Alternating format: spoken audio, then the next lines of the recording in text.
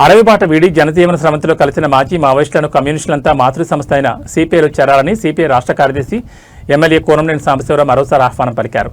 మాజీ మావోయిస్టులు దేవాజీ, మల్లా రాజిరెడ్డి, పుల్లూరి ప్రసాదరావు శనివారం సిపిఐ రాష్ట్ర కార్యాలయంలో సిపిఐ రాష్ట్ర నాయకత్వాన్ని మర్యాదపూర్వకంగా కలిశారు.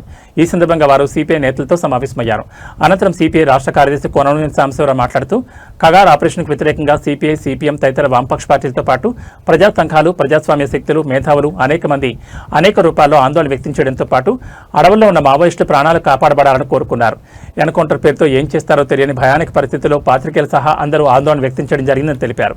ఈ నేపథ్యంలోనే జనజీవన స్రవంతిలో కలిసిన ఈ ముగ్గురు నేతలు కమ్యూనిస్ట్ పార్టీగా కమ్యూనిజం పట్ల అభిమానం కలిగిన వారిగా సిపిఐ కార్యాలయానికి రావాలనుకున్నారని, అయితే అప్పుడు సమయం కుదరకపోవడంతో ఇప్పుడు వచ్చారని తెలిపారు.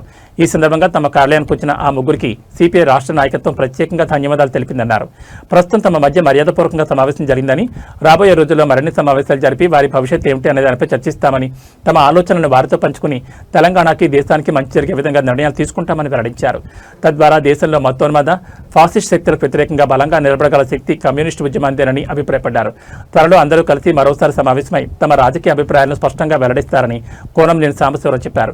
దేవ్జీ మాట్లాడుతూ సిపిఐ నేతలను తాము కేవలం మర్యాదపూర్వకంగా కలిసేందుకు మాత్రమే వచ్చామని వెల్లడించారు.